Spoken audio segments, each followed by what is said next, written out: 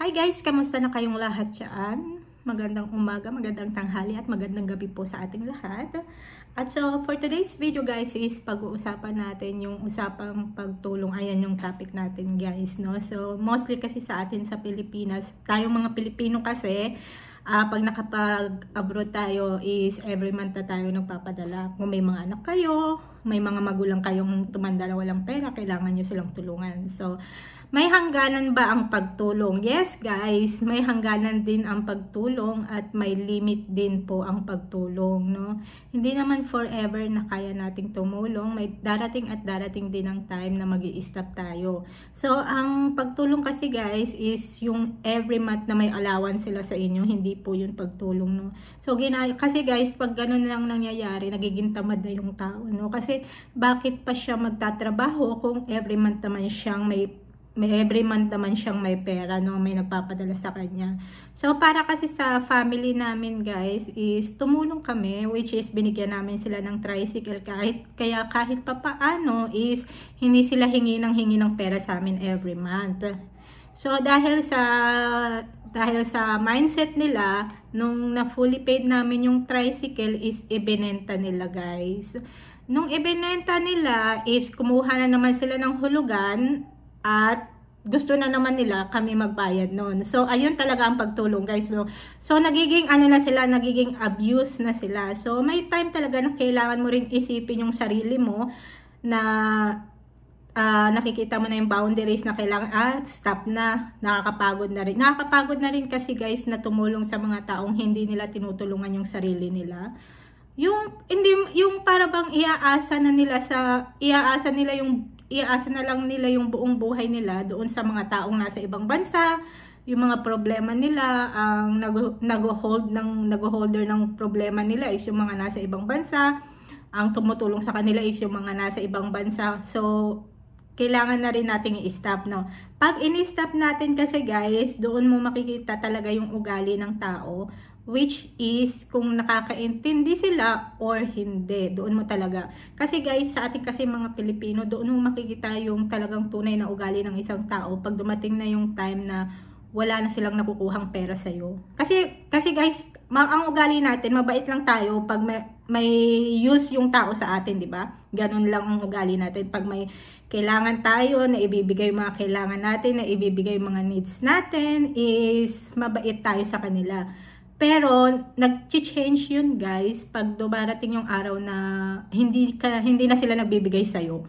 Which is hindi tayo marunong umintindi, hindi tayo marunong umunawa na talagang kailangan din nila isipin. Syempre yung mga nasa abroad naman guys, tatanda rin naman yan. Sinasabi nyo kasi na matatanda na sila, hindi na nila kaya magtrabaho. Which is bakit kasi ang tao tumanda na walang pera? Ano yung pinagagawa ninyo ng kabataan ninyo? Bakit hindi kayo nagpursige ng kabataan ninyo?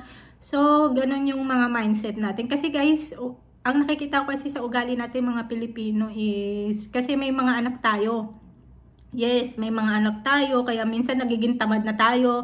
Antayin na lang natin lumaki yung mga anak natin, kahit hindi natin sila nabuhay ng maayos, ng maganda. Pag dumating ang araw na nakapagtrabaho na sila, paano kung nakapagtrabaho lang sila sa palengke? Waitress lang sa mga restaurant, ang baba lang ng mga sahod guys. Lalong-lalo na kung sa Jollibee, may mga benefits ka rin sa Jollibee, pero yung kalahati ng sahod na anak mo is kinukuha mo pa. Talagang maraming mga anak guys ang umiiyak, lalong-lalo na sila ang nahihirapan talaga pag talagang mahirap ang mga magulang mo.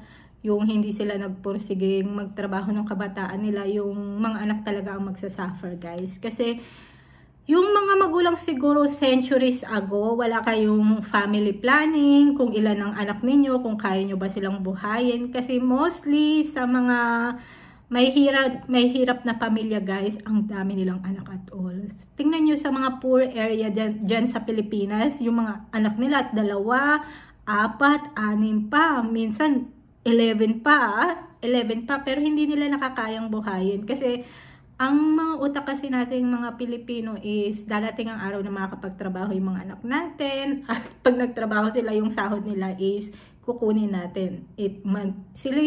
Parang sila ba yung pumapasan ng bigat ng family, kasi yung mga magulang mo hindi masipag, hindi nagtatrabaho, hindi nila pinaghandaan yung pagtanda nila. So pag talagang ganyan ang magulang nyo guys, na hindi na paghandaan yung pagtanda nila, talagang mabigat talaga sa buhay yan guys, kasi hindi makakaahon sa kahirapan yung mga anak natin kung tayo nagiging pabigat sa kanila lagi. At saka guys, being a parents kasi guys is your responsibility to give good life to your kids, not your kids giving good life to you. So ano siya, nagiging baliktad siya guys, no? Nagiging ganon ang nangyayari. Kasi kung ang mga magulang mo tumanda na walang pera, at ikaw is bata-bata pa, okay pa yung pangangatawan, nakapagtrabaho. So, ang trabaho mo lang kasi guys, pag wala kang pinag-aralan, talaga nasa low level ka lang ng mga work na pwede mong applyan, no? So, at saka lalong-lalo na dyan sa Pilipinas, no? Ano lang, mga cashier lang or sales lady lang, pero nagde-demand sila ng napakadaming documents na kailangan yung i-provide. So, kailangan ng pera yun, no? So, pag nagtrabaho yung mga anak ninyo, dahil yung parents ninyo is walang pera, tumanda walang pera at matanda na sila, so ikaw ang maghahanap buhay para bigyan sila ng magandang buhay. So, yung life mo, yung kinabukasan mo, hindi mo na siya maiisip kasi may mga magulang ka kailangan ng suporta, matatanda na sila, ganyan-ganyan, may mga sakit na sila. So, yung mga anak ang magsasuffer. Pag nawala ang magulang at yung anak mo naman ang walang na ipundar, walang naipon. So, pag yung anak mo is may anak na naman, so yung responsibility na naman na yun, ipapasa niya sa magiging anak niya. So, ayun yung sandwich generation guys, no? So, kailangan kasi nating end ang ganyang klaseng pagtulong. Tulungan nyo sila para maghanap buhay. Yung ikabubuhay ba nila, yung pagtatrabahuan nila para kumita sila ng pera. Hindi yung tinutulungan nyo sila every month na, ay, may allowance kayo every month, okay lang yun. Kasi guys, sa totoo lang guys, kung ako na may monthly allowance, bakit pa ako magtatrabaho, diba? So, ayun ang nangyayari sa mga utak nating Pilipino. Kasi minsan kasi guys, na iisipan nating negative yung mga taong hindi tumutulong, lalo na pag hindi na nagbigay, ginagawa na natin silang masama, parang wala nang utang na loob. So, kasi guys, pag hindi na nagbibigay yung tao means, nagiging matured na yung utak niya, iniisip na rin niya yung pagtanda niya na hindi natin kayang umunawa as a Pilipina. Kasi ganun ang kultura natin guys, no? Pag ang mga magulang mo talagang tumanda na walang pera, walang ipon, ang mga anak ang magsasuffer. So para kasi sa mga magulang guys, huwag tayong mag-demand ng sobra-sobra sa mga anak natin, ng magandang buhay, magandang bahay, magandang sasakyan, na nakikita nyo sa kanila, maganda yung bahay nila, may sasakyan sila, may pera sila. Huwag nating i-take yun sa kanila na ay kaya ng anak ko magbigay ng magandang bahay sa akin. May sasakyan siya sa ibang bansa, nagka-car siya, mga ganun. So, iba-iba tayo ng buhay guys. Iba-iba rin tayo ng way of thinking. Kasi yung thinking kasi namin guys is mahirap na kami. Tumandang mahirap yung mga magulang namin at ayaw naming matulad sa kanila. Sinasabi lagi ng mga tao na ang mga magulang matatanda na. Yes, matatanda na talaga sila guys. Kaya nga tinulungan namin sila, binigyan namin sila ng tricycle, kaya kahit pa paano is may sources of income sila. Pero anong ginawa nila? Ibinenta nila. Tapos yung lupa pa ni Ate Liesel, ibinenta rin nila. Saan nila nilagay yung pera? So, talagang hindi na nila binabago yung pag-iisip nila na tumatanda na rin kami at ayaw naming matulad sa kanila guys. Kasi kung ano yung pagkakamali ng mga magulang mo, sa kanila lang yun. Sa mga kabataan kasi na anak is nakikita mo na yung future mo eh. Yes guys, nakikita mo na yung future mo pag hindi ka naghanap buhay sa mga magulang mo. Kasi nakikita mo na yung sarili mo na pag hindi ka nagpursige sa buhay, hindi ka kumayod hanggat bata ka pa, matutulad ka sa kanila na tumanda na wala ding pera. So, ang mindset kasi namin, nung may opportunity ako magpunta sa ibang bansa guys, is ginrab ko na yon. Pero hindi naging magdali talaga yung buhay ko sa totoo lang. And I share my story here in Facebook, private naman yung life ko, no? Private, and public pala. So, nakikita ninyo, hindi naging madali ang buhay namin sa ibang bansa, lalong-lalo na yung mga magulang namin is poor. So, shoulder lang namin pag may mga problema kami, sinasarili lang namin. Wala kaming masasabihan ng problema. Hindi namin kaya sabihan yung mga magulang namin kasi wala naman silang pakialam sa amin. So, nagkaroon lang sila ng pakialam sa amin nung nagkaroon na kami ng ganyan. So, ganyan. Yes. Ang mga magulang kasi guys, wala kayong pakialam sa mga problema ng mga anak ninyo kasi hindi nyo sila natutulungan. Hindi nyo sila naanuhan. Pero pag dumating na yung araw na kumikita yun na yung mga anak mo, may pera na sila, ay doon na tayo mag-start manghingi, no? So, kailangan nyo rin kausapin yung mga magulang ninyo na nahihirapan na kayo, at pag hindi nila naintindihan silent ka muna. Huwag mo muna silang kausapin. Kasi guys, kasi ang tao, kasi pag hindi tayo nakakaintindi masyado, is talagang green-minded yung utak natin. Talagang magsasalita tayo ng masakit sa mga anak natin hanggat hindi tayo marunong umintindi. So, mas maganda na lumayo muna, mag-relax muna, mag-chill out muna, i-refresh muna yung mga utak.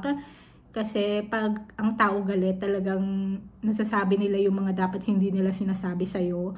Yes, guys. So, para sa akin, guys, pag talagang nahihirapan na kayo, sabihin nyo sa kanila na stop na, hindi ko na kayang tumulong, at doon yung makikita talaga kung marunong umintindi yung family ninyo, yung mga magulang ninyo, mga ganyan. Pero kung may mga anak naman kayo sa Pilipinas, talagang it's your responsibility to give them good life, no?